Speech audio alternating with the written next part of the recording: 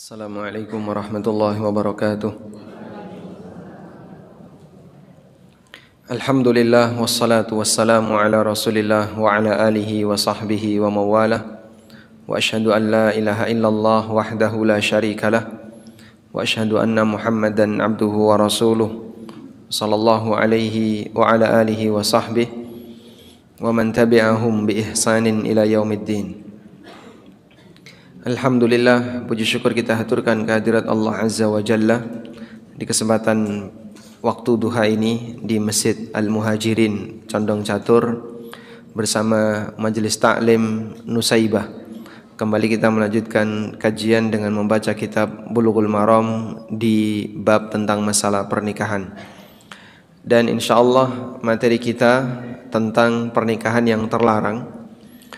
Sebagaimana biasanya sebenarnya kita sediakan proyektor, tapi karena di masjid ini hanya ada satu, jadi mungkin ibu-ibu yang berada di balik hijab tidak bisa menyimak dengan proyektor ya. Maka Anda ngawang saja ya. Pokoknya bayangin apa yang saya ucapkan. Baik, kelihatan nggak yang belakang proyektor ini? Yang belakang nggak kelihatan ya? Nah, kita akan membaca hadis nomor 994. Qala al-musannif rahimahullah wa an Nafi'in an Ibni Umar radhiyallahu anhuma. Dari Nafi', beliau mantan budak sekaligus menantunya Ibnu Umar. Dari Ibnu Umar radhiyallahu anhuma qala, beliau mengatakan, Naha Rasulullah sallallahu alaihi wasallam 'anil syighar. Rasulullah sallallahu alaihi wasallam melarang bentuk pernikahan syighar.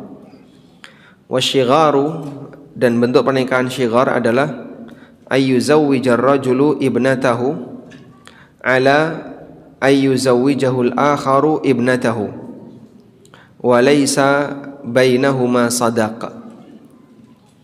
Dan syighar adalah seseorang menikahkan orang lain dengan putrinya sebagai ganti dia nikahkan dirinya dengan putri orang itu. Dinikahkannya dirinya dengan putri orang itu. Walaysa bainahuma sadaqun, sementara di antara keduanya tidak ada mahar.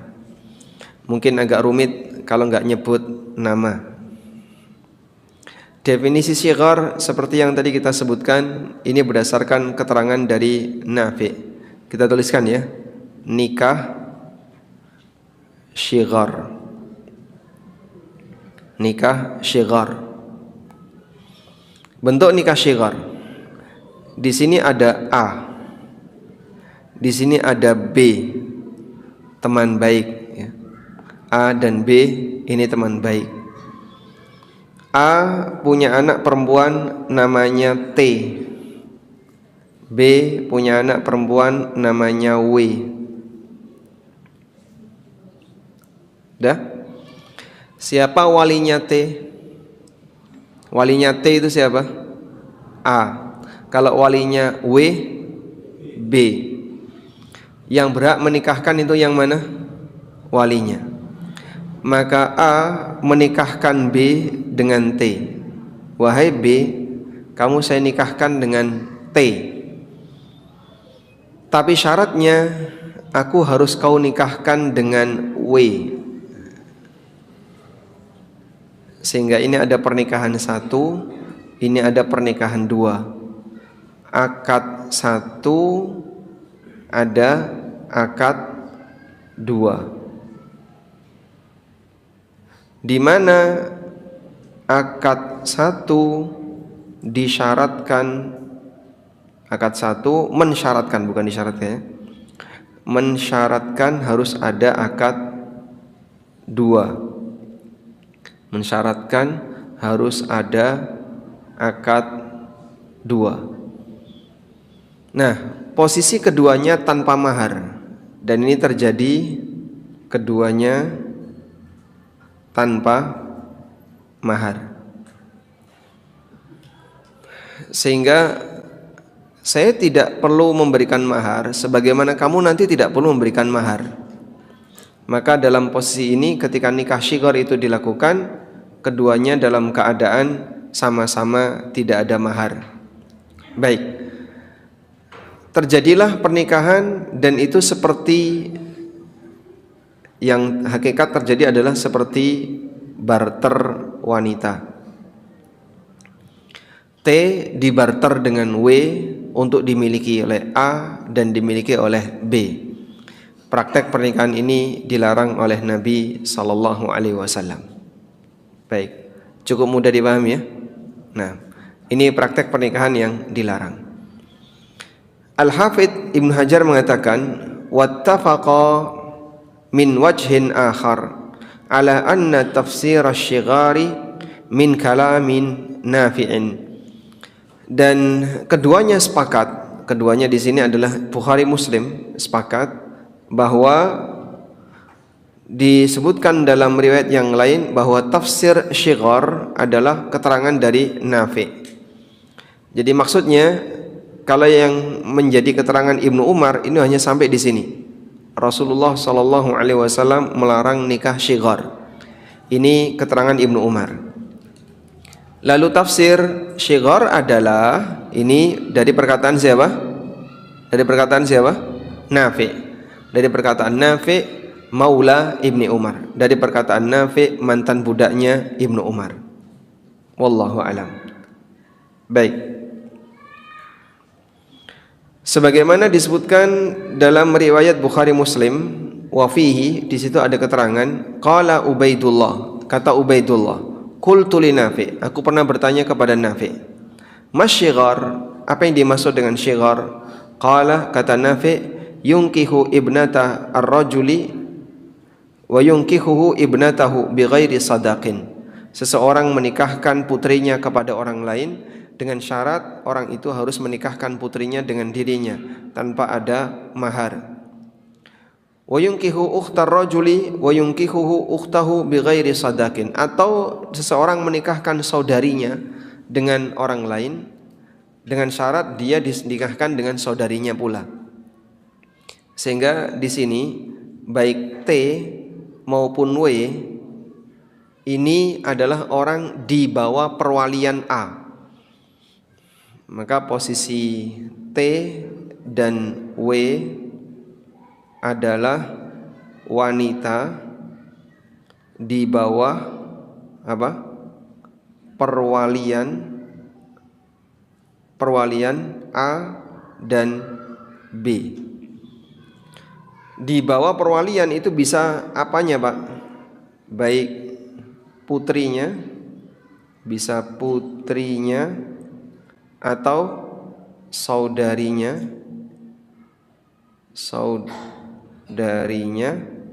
atau apanya lagi? Atau keponakannya, atau siapapun yang merupakan orang di bawah perwaliannya. Sudah, wanita di bawah perwalian orang lain bisa putrinya, cucunya, saudarinya, keponakannya. Maka dalam posisi itu dia nanti menjadi wali bagi wanita yang lain. Tayyib. Insyaallah bisa dipahami ya. Ini praktek nikah syighar. Selanjutnya, qultu wa qad ikhtalafa fi jumlati tafsir syighar. Wa qad ikhtalafa fi jumlati tafsir syighar. Ulama beda pendapat mengenai tafsir nikah syighar. Hal hiya min kalamin Nabi sallallahu alaihi wasallam am min kalami ghairihi kabni Umar wa Nafi' au Malik. Ulama beda pendapat apakah itu keterangan dari Nabi SAW ataukah dari keterangan Ibnu Umar ataukah Nafi'. Namun Bukhari Muslim sepakat bahwa syighar itu adalah min qauli Nafi', dari keterangan Imam Nafi', muridnya Ibnu Umar. Wallahu alam. Tayyib. Selanjutnya,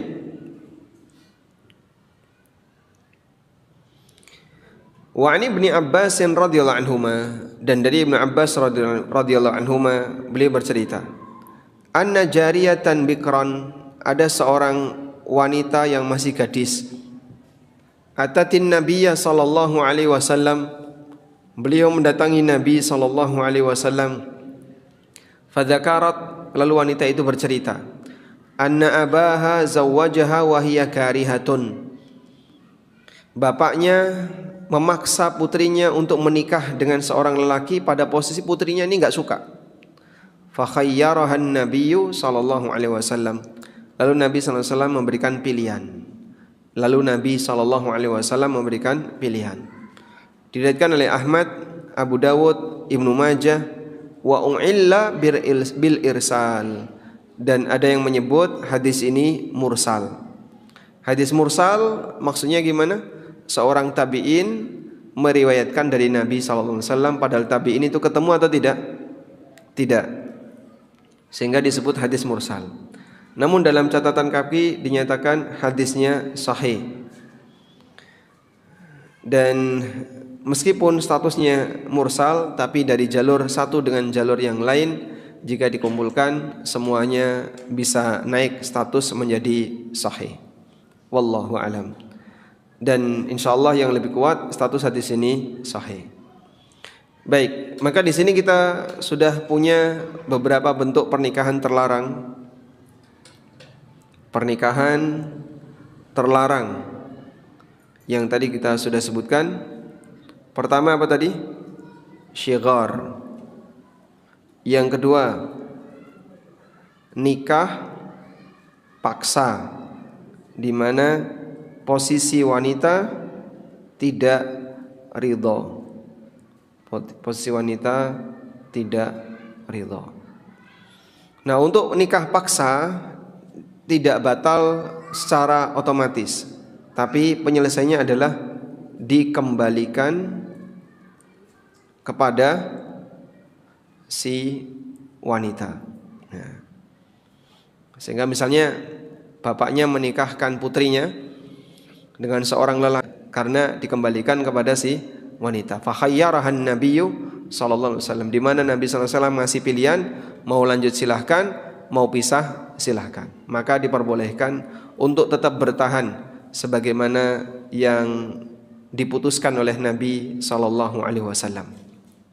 Baik, sekarang kita akan lihat bentuk-bentuk nikah jahiliyah.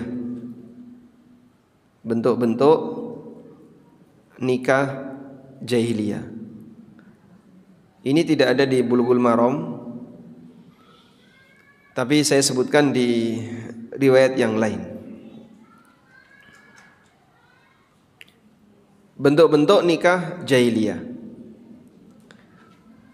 An Aisyah radhiyallahu anha, beliau bercerita. Aisyah radhiyallahu anha, beliau bercerita. Anna nikahal jahiliyah kana ala arba'ati anha'in. Pernikahan jahiliyah itu ada 4 ragam, ada 4 model. Fanikahun minha nikahun nasil yauma. Yang pertama seperti pernikahan masyarakat di zaman sekarang. Yaktubur rajulu ila rajuli waliyatahu au ibnatahu. Seorang lelaki melamar wanita, kemudian disampaikan kepada walinya. Fayusdikuha thumma yankihuha, kemudian diberi mahar, lalu dia dinikahkan dengan wanita itu. Ya, sebagaimana nikah pada umumnya. Ini yang pertama. Wa nikahun akhar, nikah jenis yang kedua.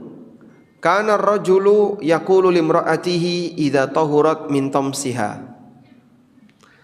Ada suami istri, lalu istrinya ini mengalami haid, sampai kemudian selesai haid. Dalam posisi rahimnya kosong, selesai haid. Lalu suaminya ini ngirim istrinya untuk digauli lelaki yang lain. Arsili ila fulanin fastabti'i minhu. Sekarang kamu silahkan tidur sama fulan. Dalam posisi masih kosong ya, setelah suci dari haid, belum digauli oleh suaminya, istrinya dikirim untuk tidur dengan lelaki yang lain. Wa ya'taziluha zaujaha, suaminya sama sekali tidak menyentuhnya, wala yamassuha abadan, dan sama sekali tidak menyetubuhinya, hatta yatabayyana hamluha min dzalikar rajul, sampai ada bukti kalau istrinya sudah hamil dari lelaki itu. Alladzi tastabdi'u minhu, di mana lelaki yang diminta untuk menggauli istrinya ini. Fa idza tabayyana hamluha, apabila istrinya hamil, asabaha zaujuha idza ahabba, maka suaminya baru menggauli istrinya yang sudah hamil dari hasil lelaki yang lain. Wa inna ma yaf'alu dzalika raghbatan fi najabatil walad, dan mereka melakukan tindakan ini dalam rangka untuk mencari keturunan yang baik. Misalnya dicari lelaki yang gagah, ya, ganteng, pinter, terus apa lagi? Pokoknya punya kelebihan fisik dan punya kelebihan mental. Nah, jadi ya kayak sapi gitu. Sapi yang gede, lemu, sehat, terus dia dikawinkan dengan siapa? Sapi-sapi banyak orang.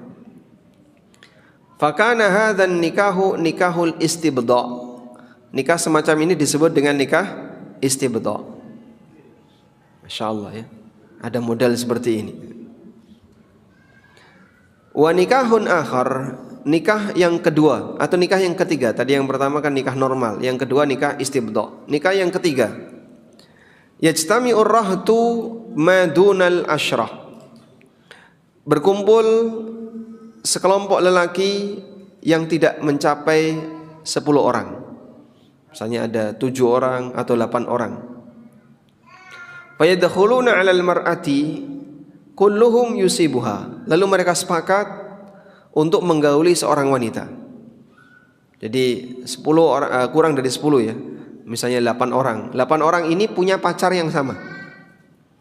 Seorang wanita jadi pacarnya 8 orang. Kulluhum yusibuha, semuanya boleh berhubungan badan dengan wanita ini. Fa idza hamalat, kalau wanita ini hamil, wa wadda'at, kemudian melahirkan, wa marra 'alaiha layalin ba'da an tad'a hamlaha, setelah berlalu beberapa hari setelah dia melahirkan, arsalat ilaihim, maka wanita ini menyuruh semua lelaki yang pernah berhubungan badan dengan dia untuk kumpul.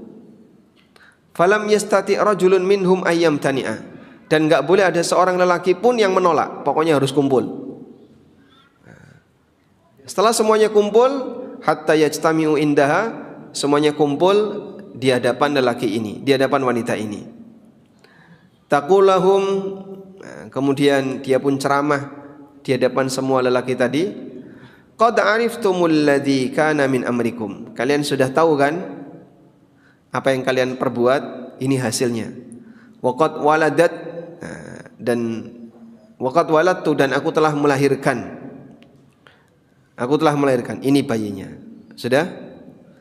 Nah, maka 8 laki tadi deg-degan semua. Siapa yang akan dipilih sebagai bapaknya? Setelah dia sudah siap untuk milih bapaknya, fawa ibnuka ya fulan, ditunjuk salah satu, kamu sebagai bapaknya.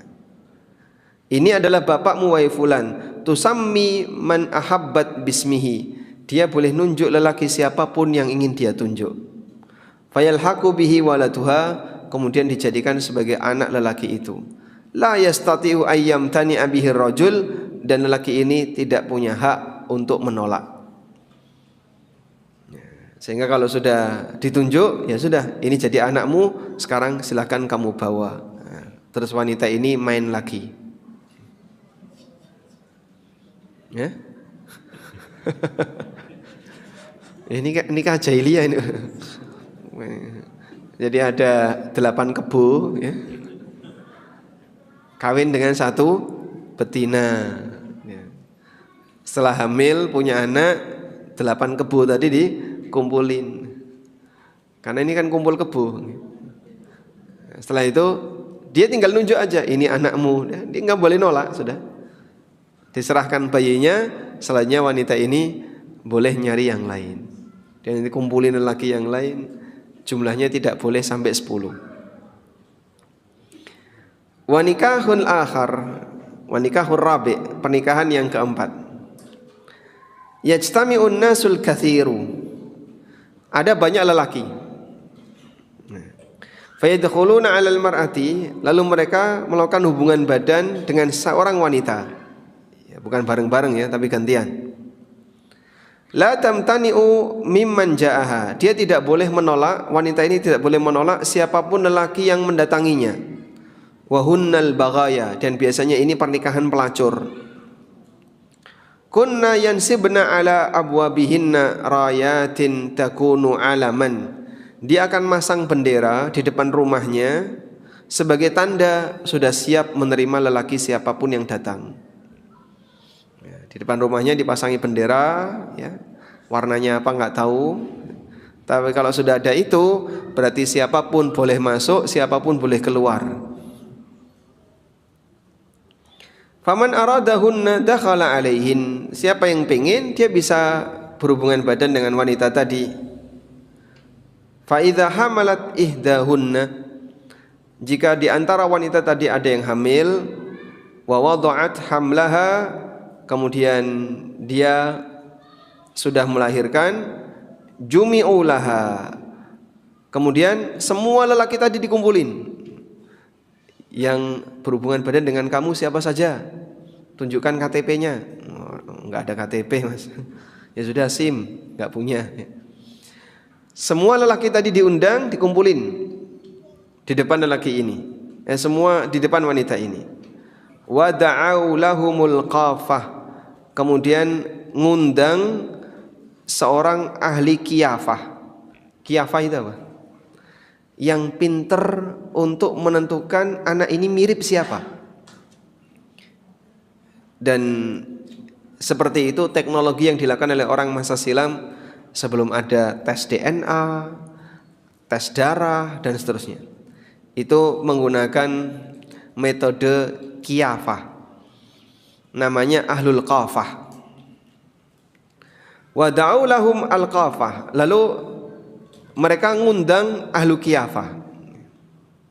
Thumma alhaqu waladaha billadhi yarawna faltata bihi wa du'iya ibnahu.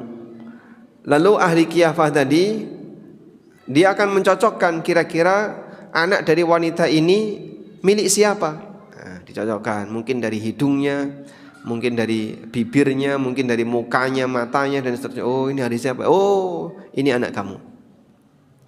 Wa du'iya ibnahu, dan dijadikan sebagai anaknya. La yamtani'u min dzalika, dan dia tidak boleh nolak.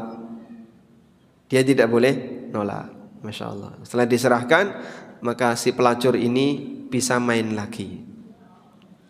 Falamma bu'itha Muhammadun sallallahu alaihi wasallam bil haqqi, ketika Nabi Muhammad sallallahu alaihi wasallam diutus oleh Allah dengan membawa kebenaran, hadama nikahal jahiliyah kullahu illa nikahan nasil yauma, beliau membatalkan semua praktek nikah jahiliyah di atas kecuali nikah yang sekarang masih berlaku.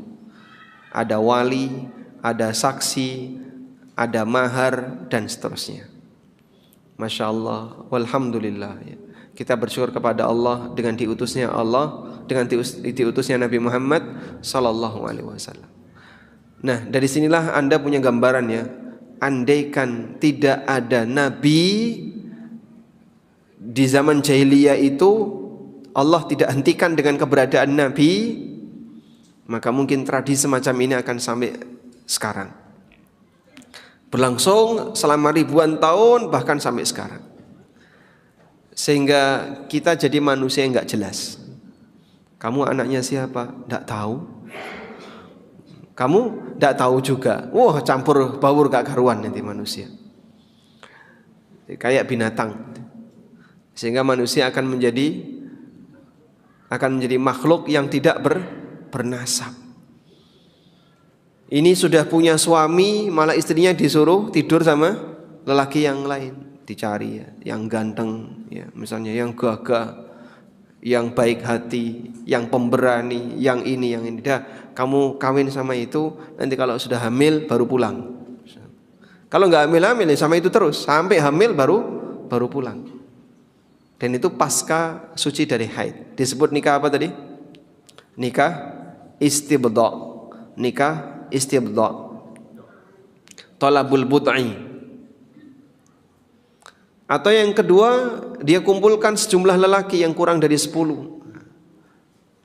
Kemudian membuat kesepakatan, kalian boleh berhubungan badan dengan saya dan nanti saya akan tunjuk siapa bapaknya. Wah, senang itu mereka. Dan itu kan untung-untungan.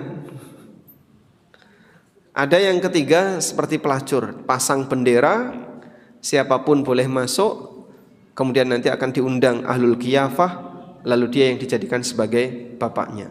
Dan semua ini dibatalkan dalam Islam.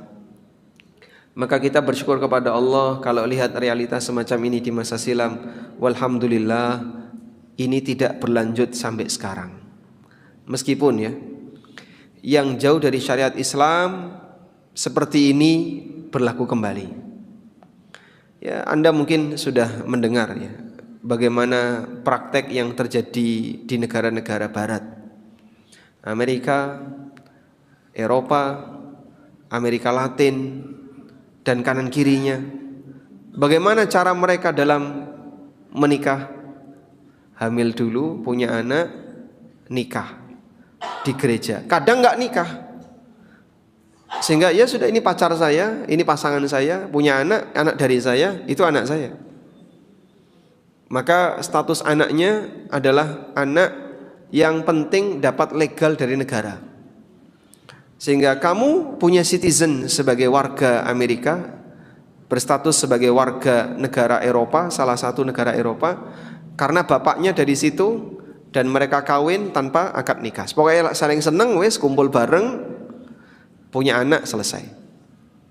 Ini bosan, bisa dengan yang lain, anaknya bisa dirawat oleh orang lain. Demikian pula ada juga sebagian kelompok masyarakat yang mereka saling menukar istri. Itu bahkan di Indonesia, Pak.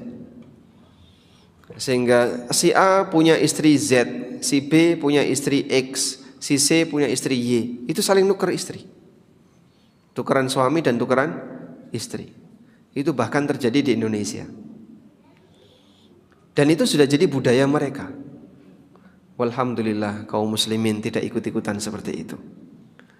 Dan yang lebih parah lagi diantaranya adalah para remaja yang mereka tidak kontrol dalam melakukan seperti ini, sehingga banyak sekali terjadi zina, melahirkan anak di luar nikah. Maka kita rawat baik-baik keluarga kita, ya, kita rawat baik-baik anak-anak kita, jangan sampai terjebak dalam budaya binatang seperti ini. Walhamdulillah. Tayyib. Selanjutnya kita mau mendetailkan nikah syighar tadi. Ini tadi bentuk-bentuk nikah jahiliyah, enggak perlu saya rinci ya. Salah satunya nikah apa? Istibdha. Kemudian ada nikah bendera. Terus ada nikah apa lagi tadi? Nikah komplotan gitu aja ya. Karena ada satu komplotan yang dia bersepakat untuk melakukan hubungan badan dengan seorang wanita, kemudian nanti setelah punya anak, wanita itu nunjuk siapa bapaknya.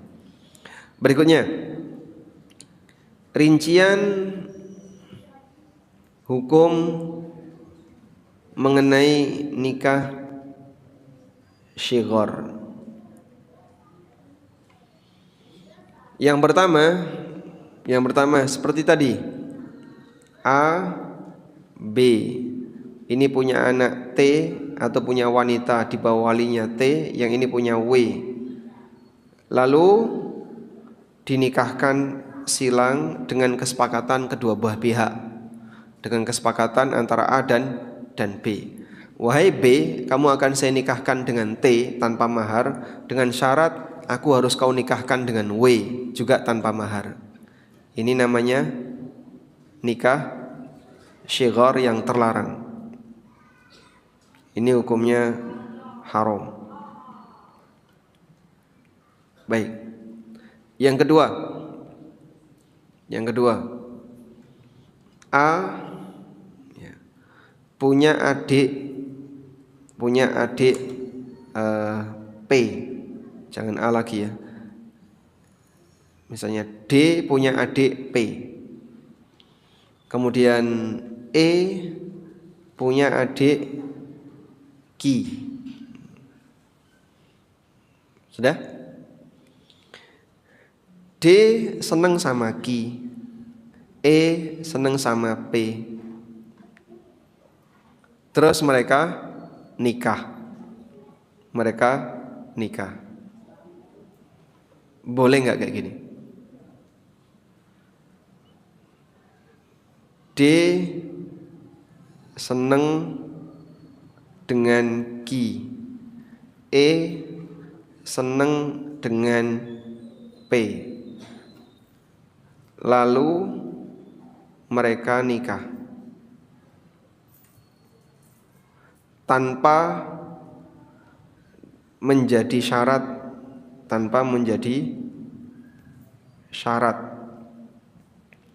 dengan pernikahan yang lain. Jadi maksudnya ini kan nikah 1, N1, ini nikah 2. N1 bukan syarat N2, N2 juga bukan syarat N1. Sehingga saat D nikah dengan Q, E tidak mensyaratkan, nanti kalau kamu nikah dengan adikku, aku harus dinikahkan dengan adikmu. Tidak mensyaratkan seperti itu. Juga sebaliknya, ketika E nikah dengan P, D tidak mensyaratkan, wahai E, aku nikahkan kamu dengan adikku P, tapi syaratnya kau harus nikahkan aku dengan adikmu Q. Tidak ada syarat seperti itu. Murni karena jatuh cinta, sehingga masing-masing dinikahkan. Boleh atau tidak? Boleh. Ini di Indonesia banyak ya. Sehingga kakak dapat adik, adik dapat kakak. Kakak dapat kakak, adik dapat adik. Di kerajaan ada yang kayak gitu ya. Termasuk juga misalnya A dan B adalah A dan B adalah dua lelaki bersaudara. Baik. Kemudian P dan Q adalah dua wanita bersaudara. A nikah dengan P, B nikah dengan Q, boleh nggak? Boleh atau tidak? A nikah dengan P, kemudian B nikah dengan Q, boleh atau tidak? Boleh. Kenapa? Beda apa Pak? Ya boleh ya, selama tidak disyaratkan. Kalau disyaratkan tidak boleh. Aku mau nikah dengan P dengan syarat Q harus mau nikah dengan B. Nah, kalau itu tidak boleh, karena nanti posisi salah satu jadinya tidak ridho. Baik. Hukumnya boleh selama tidak disyaratkan. Ini nikah ya. Ini nikah. Boleh selama tidak disyaratkan.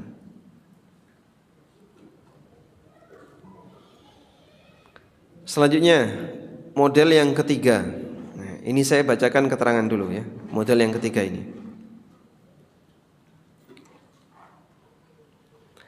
Model yang ketiga. An yuzawwija ar-rajulu ibnatahu aw ukhtahu aw man hiya tahta wilayatihi bi syartin ay yuzawwijahu al-akhar ibnatahu aw mauliyatahu lakin ma'a wujudi mahrin likulli minhuma sawa'un kana mutasawiyan aw mukhtalifa.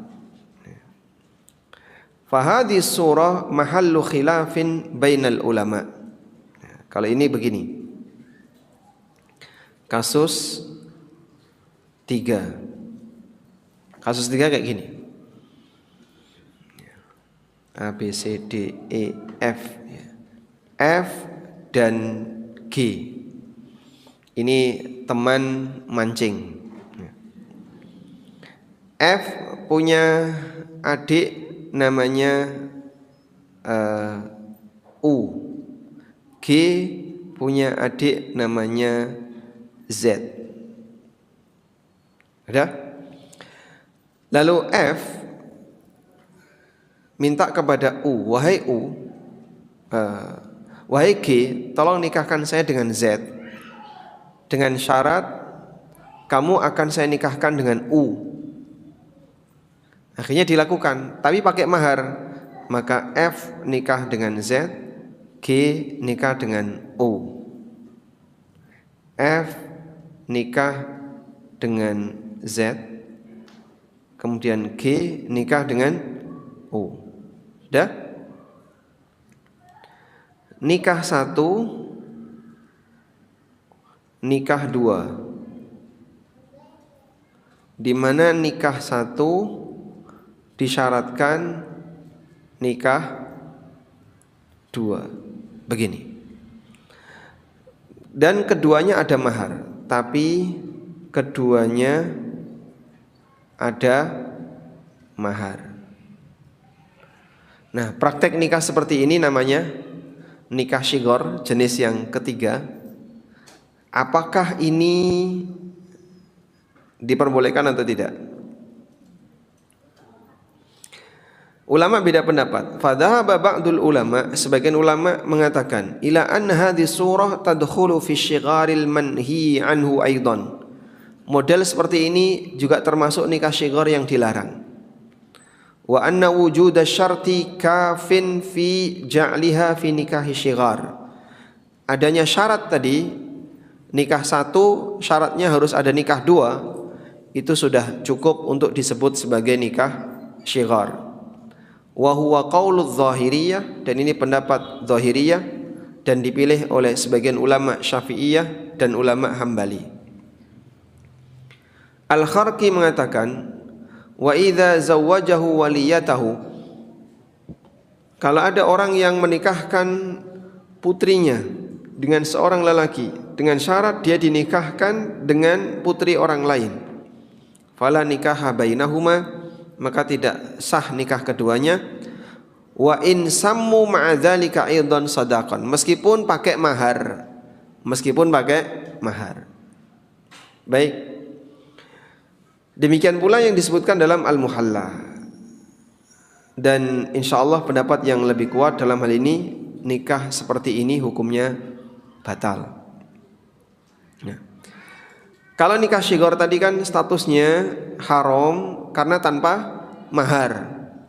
Dan bagaimana kalau pakai mahar? Tetap enggak boleh. Karena yang jadi masalah adalah ini. Nikah 1 disyaratkan dengan nikah 2.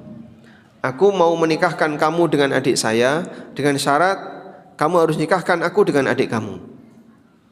Nah, seperti ini termasuk kategori nikah syighar yang dilarang oleh beberapa ulama seperti mazhab Syafi'iyah, Hambali dan Zahiriyah.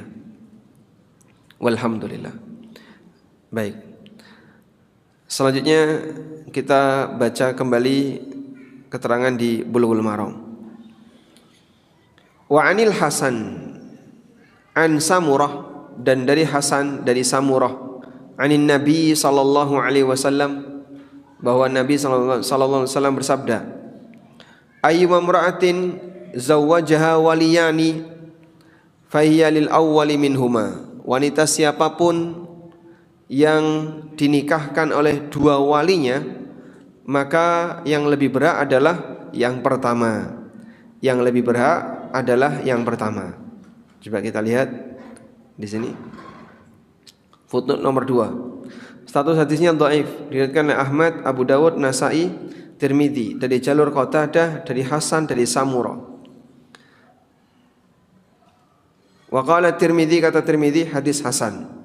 Namun yang benar statusnya hadis munqati, karena Hasan Al-Basri kalau sudah pakai an, padahal beliau seorang mudallis, maka dipahami oleh sebagian ulama sebagai sanad yang terputus.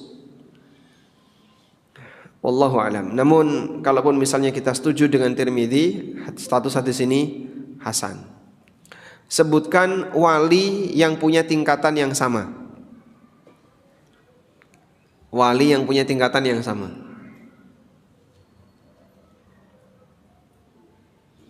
Siapa mas? Wali yang punya tingkatan yang sama. Kasihkan mikrofonnya ke yang lain ya. Sebutkan wali yang punya tingkatan yang sama. Saudara. Jadi hadis ini membahas jika ada lebih dari satu wali dengan tingkatan yang sama. Mungkin enggak ada wanita yang punya lebih dari satu wali dengan tingkatan yang sama? Mungkin. Bapaknya sudah mati, kakeknya sudah mati, pamannya sudah enggak ada, tinggal saudaranya. Sehingga ada seorang wanita, dia punya saudara, ada kakak lelaki B dan ada adik lelaki D. Semuanya sudah dewasa. Siapa yang lebih berat jadi wali, B atau D? Dua-duanya. Lalu kalau kayak gini gimana Pak? Ya, maka salah satunya bisa mengalah atau satunya maju. Maka bisa B yang jadi wali atau D yang jadi wali. Karena dua-duanya tingkatannya sama. Ini bersaudara. Udah? Tapi kalau ada wali yang lebih tinggi, maka wali yang lebih rendah tidak boleh. Kalau ada wali yang lebih tinggi, maka wali yang lebih rendah tidak boleh. Misalnya urutan wali, urutan dulu sudah pernah ya, urutan wali, bapak, terus kakek, lalu bapak, kakek, lalu anak. Kalau dia janda punya anak laki-laki, lalu saudara. Saudara kandung sebapak, lalu cucu.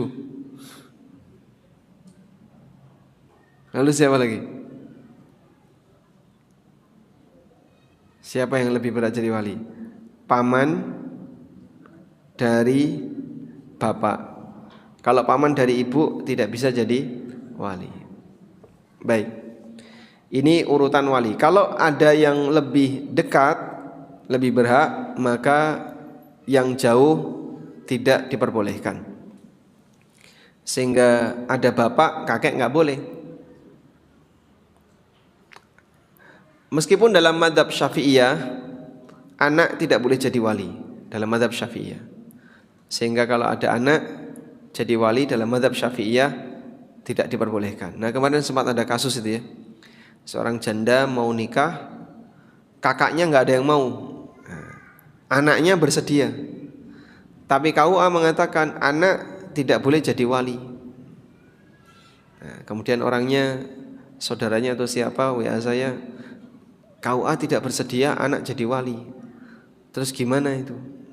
Ya memang dalam mazhab Syafi'iyah anak nggak boleh dalam mazhab Syafi'iyah.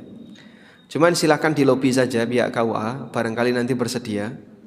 Kalau misalnya di tempat itu nggak bersedia, Anda bisa pindah ke KUA yang lain. Karena jumhur membolehkan, sementara dalam mazhab Syafi'i melarang. Wallahu a'lam. Baik. Nah, kalau ada dua wali yang sama-sama berhak, seperti saudara, itu kan memungkinkan ada dua wali ya. Atau paman, memungkinkan ada dua wali. Bapak saya punya 3 saudara laki-laki. Nah, sehingga ketika ada keponakan perempuan yang nikah, ini paman yang mana yang berhak? Nah, apakah paman 1, paman 2 atau paman keberapa yang berhak? Semuanya punya hak yang sama. Karena semuanya punya hak yang sama, maka nanti salah satu harus turun Dan jika salah satu sudah menikahkan, maka dia yang lebih berhak, sehingga yang lain tidak boleh membatalkan. Nah, kita lanjutkan.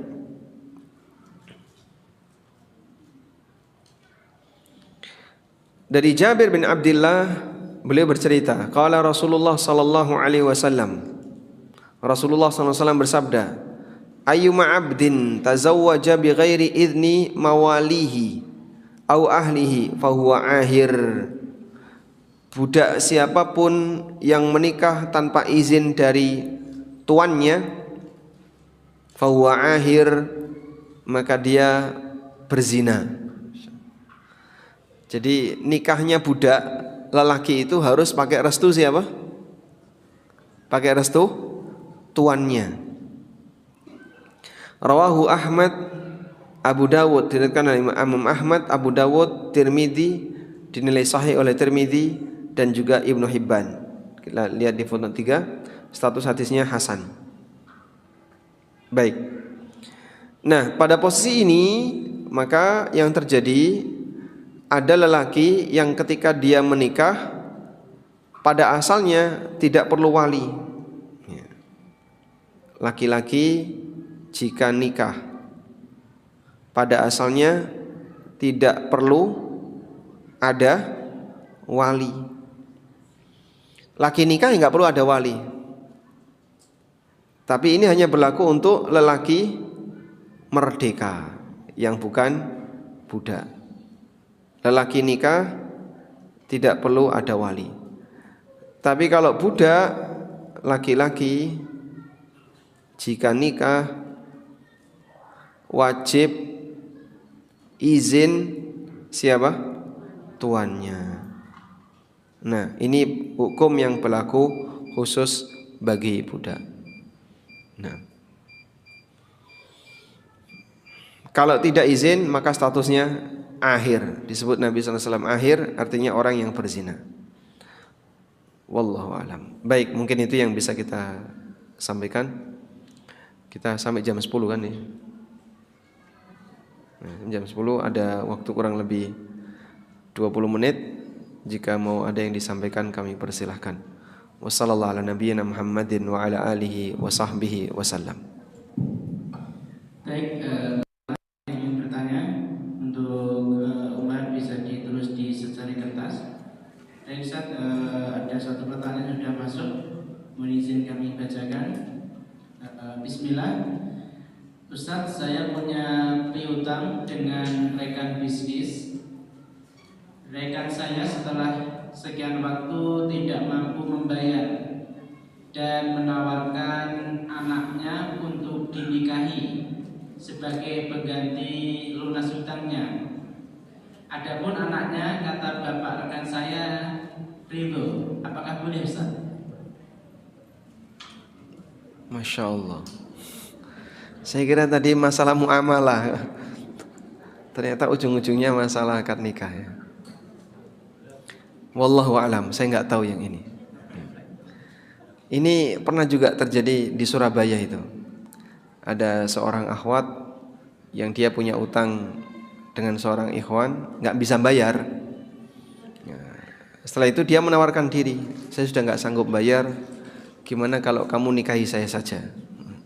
Dan dianggap lunas. Terus tanya ke saya, wah saya nggak tahu kalau kayak gini. Karena akhwatnya ini juga seneng ya, nikah dengan lelaki ini. Tapi apakah nikah itu bisa dijadikan sebagai syarat lunas utang ataukah tidak? Saya nggak tahu. Mungkin fanadhiratun ila maisarah. Mohon diberi waktu bagi saya untuk belajar lagi. Semoga nanti dapat jawabannya. Nah. Baik Ustaz, selanjutnya Ustaz, afwan Ustaz, jika ada laki-laki non-muslim masuk Islam karena ingin ataupun karena mau menikahi seorang muslimah dan akhirnya menikah, tapi laki-laki ini tidak sholat, masih minum khamr dan masih ketahuan berzina, bagaimana hukumnya pernikahan tersebut? Apakah si istri harus bercerai ataukah ada solusi lain karena sudah memiliki anak?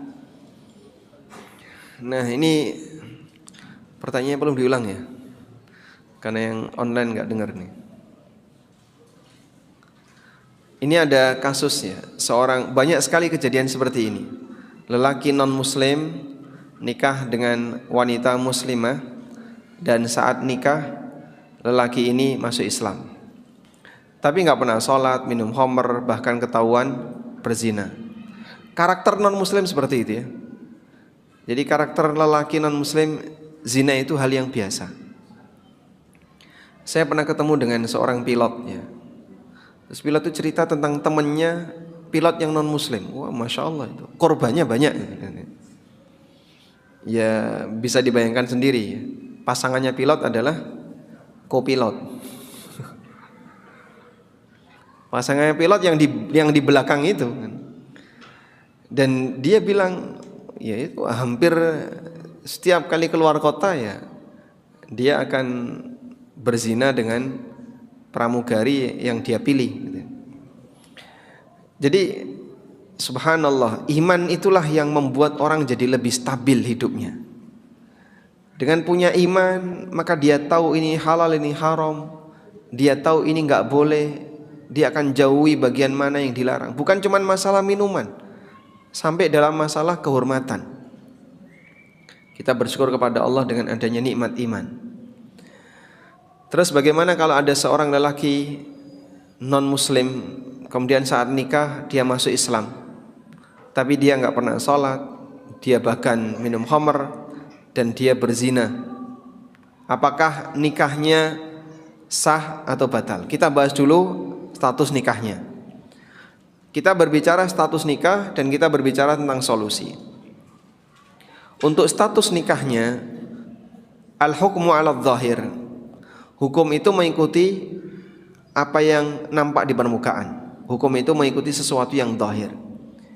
Jika lahiriahnya lelaki itu masuk Islam, secara lahiriah lelaki itu masuk Islam, dalam arti ya dia waktu syahadat dan dia menyatakan masuk Islam, maka dia dihukumi sesuai dengan lahiriahnya. Maka sekarang dia jadi muslim. Karena dia muslim, maka ketika terjadi pernikahan sah atau tidak? Sah, memenuhi syarat sebagai seorang muslim. Baik, sampai di sini nikahnya sah. Oleh karena itu anak ini punya bapak. Anak ini punya bapak sehingga bisa dinasabkan ke bapaknya. Tapi Pak, jangan-jangan dia munafik. Nah, kita tahu dari mana status dia munafik? Mungkin dia masuk Islam pura-pura, cuman sebatas ingin mencari pengakuan, sehingga masuk Islamnya tidak ikhlas, maka Islamnya batal. Kita nggak punya bukti untuk menghakimi bagian batin. Sebab hukum di dunia itu menghakimi lahiriah, sementara bagian batin itu adalah wewenang hukum Allah Ta'ala, wewenang pengadilan Allah. Karena itu tetap kita hukumi sah secara lahiriah jika tidak ada tanda-tanda kalau dia nggak senang dengan Islam atau agama yang dia peluk saat ini. Nah, selanjutnya pembahasan yang kedua adalah berkaitan dengan kasus. Apakah wanita ini harus gugat cerai? Karena lelaki ini nggak sholat, maka dia harus gugat cerai. Sehingga mulai saat ini dia pisah. Dia nggak kumpul dengan suaminya, dan dia gugat cerai. Alasannya suami tidak sholat, apalagi dia berzina. Maka dia pisah dan tidak kumpul dengan istrinya sampai lelaki ini tobat. Tobatnya apa? Ya, boleh disebutkan: satu, dia meninggalkan zina; yang kedua, meninggalkan minum khamr; dan ketiga, sholat. Kalau dia melakukan itu, maka tobatnya dinilai sah sehingga nanti nikahnya lanjut, tidak perlu diulang. Tapi kalau dia tetap bertahan dan tidak mau tobat, maka wanita ini tidak boleh membersamai lelaki yang fasik. Wallahu a'lam. Baik Ustaz, selanjutnya izin bertanya Ustaz. Ustaz, jika ada pernikahan tetapi dalam pernikahan itu si istri tidak mendapatkan kebutuhan batiniah, apakah boleh seorang istri tadi menjadi istri kedua dan nikah siri untuk bisa mendapatkan kebutuhan batinnya. Dan apa ini termasuk pernikahan jahiliyah? Nikah siri dengan laki-laki lain, apakah boleh Ustaz untuk bisa mendapatkan kebutuhan nafkah batinnya? Ya. Kita ulang ya pertanyaannya. Seorang wanita punya lelaki yang tidak pernah memberikan layanan batin, nafkah batin tidak pernah. Tapi wanita ini tidak mau bercerai karena lelaki ini kaya. Kejadian real ini. Pertanyaan dikirim di konsultasisyariah.com melalui email. Saya seorang wanita, usianya mungkin baru 50 atau berapa. Suaminya lumpuh, tapi kaya. Dan dia karena hasratnya masih tinggi, punya keinginan untuk nikah lagi dengan salah satu karyawannya sebagai istri siri tanpa bercerai dengan suami pertama. Tidak mau pisah karena berharap warisan, tapi mau dengan lelaki yang lain karena tidak pernah disentuh oleh suaminya pada posisi suaminya lumpuh. Bolehkah seperti itu? Agama mana yang membolehkan kayak gitu? Jawabannya tidak boleh. Nah terus gimana Pak? Tapi wanita ini punya hasrat yang besar untuk seperti itu. Ya kalau kamu masih pengen seperti itu ya silakan gugat cerai. Sehingga dia ke pengadilan kemudian menyampaikan kalau suaminya seperti itu kondisinya. Ketika alasannya cukup kuat, maka pengadilan bisa putuskan fasah. Kalau sudah fasah, dia nanti menjalani masa iddah, lalu boleh nikah dengan lelaki yang lain yang dia inginkan. Ya, cuman resikonya kalau sudah seperti itu dia tidak berhak dapat warisan. Ya. Baik. Wah berat itu ya kalau nggak dapat warisan. Saya tetap ingin warisan. Ya sudah kalau begitu Anda bertahan sebagai istri dari lelaki tersebut. Tapi saya ingin tersalurkan syahwat saya. Maka solusinya adalah banyak puasa untuk memecah syahwat. Sebagaimana yang terjadi pada Aisyah radhiyallahu anha dan para istri Nabi sallallahu alaihi wasallam yang lainnya. Mereka setelah ditinggal wafat oleh Rasulullah sallallahu alaihi wasallam tidak boleh nikah lagi selamanya. Tidak boleh nikah lagi selamanya. Iya, karena para istri Nabi sallallahu alaihi wasallam adalah calon istri beliau di mana? Di surga. Dan tidak ada lelaki yang lebih tinggi derajatnya di surga melebihi Nabi sallallahu alaihi wasallam. Lalu gimana Pak? Dulu para ummahatul mukminin termasuk Aisyah radhiyallahu anha, beliau motong rambutnya. Jadi rambutnya dipotong pendek gitu.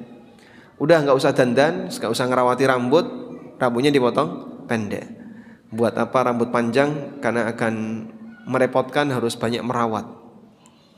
Sehingga tidak punya semangat untuk dandan, tidak punya semangat untuk rapi-rapi karena sudah nggak ada suami. Dan Aisyah banyak berpuasa. Anda bisa bayangin ya, beliau ketika ditinggal oleh Rasulullah SAW di usia kurang lebih 18 atau 19 tahun. Di usia kurang lebih 18 atau 19 tahun, dan beliau meninggal kurang lebih 60 sekian tahun. Jadi janda lebih dari 40 tahun. Dan beliau wanita normal yang mungkin hasrat seperti itu ada. Tapi Masya Allah Aisyah radhiyallahu anha bertahan dengan cara rajin berpuasa. Ya, yang mungkin kalau tadi ada keluhan, saya tidak mendapatkan nafkah batin. Para ummahatul mukminin seperti itu kondisinya.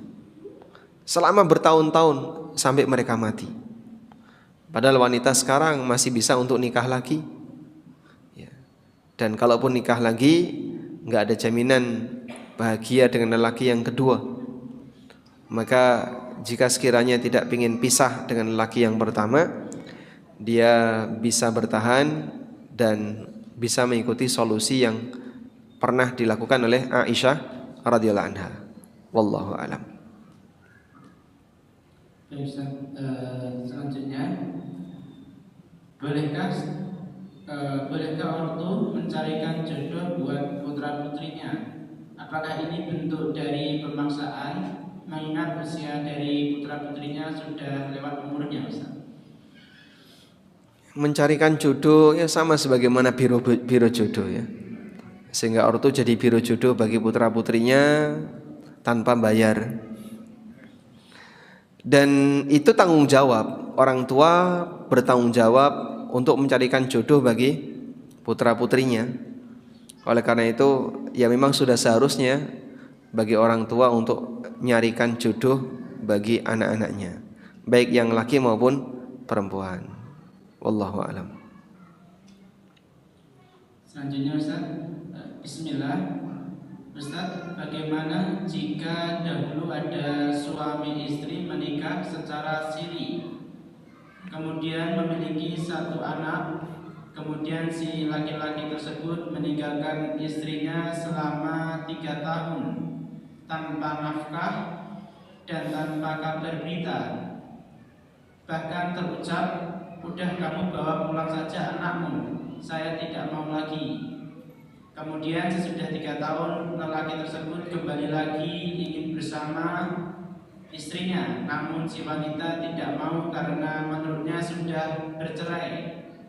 Namun orang tua wanita tersebut memaksa wanita tersebut untuk menerima lelaki tersebut dengan alasan untuk kemaslahatan anaknya, disertai pengancaman sehingga wanita tersebut akhirnya menerima dan dinikahkan kembali secara negara. Bagaimanakah status pernikahan tersebut, Ustaz? Baik. Pertama begini, nikah sirinya ini dulu pakai wali yang sah atau tidak? Kalau nikah sirinya ini bukan menggunakan wali yang sah, maka bukan pernikahan yang sah ya. Sehingga tidak ada perceraian dan tidak ada rujuk konsekuensinya. Tapi kalau nikah siri yang dimaksud adalah nikah tanpa dicatat negara, berarti nikahnya sah dan anaknya sah. Selanjutnya, ketika lelaki ini pergi selama sekian tahun, lalu dia bilang kepada istrinya, udah kamu bawa pulang saja anakmu. Kamu bawa pulang saja anakmu di sini, tujuannya menceraikan atau bukan? Tergantung niat si suami. Kalau suami bilang kau bawa pulang saja anakmu, aku sudah tidak mau lagi dengan kamu. Jika niatnya untuk cerai, maka sah cerai. Tapi kalau niatnya tidak untuk cerai, maka tidak sah sebagai cerai. Tergantung niat si lelaki ini. Maka lelaki ini harus jujur, kamu dulu niatnya menceraikan atau tidak? Kalau niatnya iya menceraikan, maka berarti sudah jatuh cerai 1 dan sudah selesai masa iddah karena 3 tahun. Berikutnya, karena sudah jatuh cerai 1 dan sudah selesai masa iddah, maka mereka ketika mau gabung harus nikah ulang. Nah, nikah ulang di sini atas persetujuan wali dan si wanita. Maka kalau wanita ini dipaksa dan dalam posisi saat akad nikah itu dia nggak ridho, nikahnya kembali kepada kerelaan si wanita. Setelah akad nikah kembali ke kerelaan wanita, lanjut atau tidak. Kalau dia bilang lanjut ya sudah sah nikahnya, nggak usah diulang. Ya, kalau dia bilang nggak mau, tetap nggak mau, ya sudah nikahnya dibatalkan karena dia nikah dengan cara dipaksa. Baik, ini kalau kemungkinannya adalah dulu niatnya cerai. Kalau niatnya tidak cerai, maka status lelaki ini masih suaminya, sehingga tidak perlu nikah ulang karena statusnya masih suami. Yang ada adalah kembali kepada istri yang belum dicerai tapi sudah ditinggal lama. Sebab cerai itu tidak bisa otomatis. Suami ngilang selama 4 tahun misalnya, nggak ada kabar, nggak ada uang, nggak ada nafkah, nggak ada apapun, pokoknya ngilang selama 4 tahun. Maka selama 4 tahun itu ketika dia ngilang, status dia masih suami atau bukan? Masih, selama belum ada pernyataan cerai. Wallahu a'lam. Terakhir Ustaz, pertanyaan di luar tema. Mohon izin bertanya Ustaz, Bolehkah wanita safar tanpa mahram, misalnya naik kereta Jogja Surabaya, tetapi duduk pilih kursi sendiri untuk menghindari duduk bersebelahan dengan orang laki-laki asing? Sama aja kayaknya. Bolehkah wanita safar tanpa mahram dengan milih duduk sendiri agar tidak duduk dengan lelaki asing? Yang jadi masalah tanpa mahramnya itu, mau duduk bareng masinis maupun duduk bareng supir bis atau duduk sendiri, yang masalah di tanpa mahram ketika safar. Sehingga ketika beliau safar dari Jogja ke Surabaya tanpa mahram, statusnya melanggar apa yang dilarang oleh Nabi sallallahu alaihi wasallam. Wallahu a'lam. Baik, mungkin demikian yang bisa kita sampaikan. Semoga materi ini bermanfaat. Allahumma anfa'na bima 'allamtana wa 'allimna ma yanfa'una warzuqna ilma. Wa sallallahu ala nabiyyina Muhammadin wa ala alihi wa akhiru da'wana alhamdulillahi rabbil alamin. Wassalamu alaikum warahmatullahi wabarakatuh.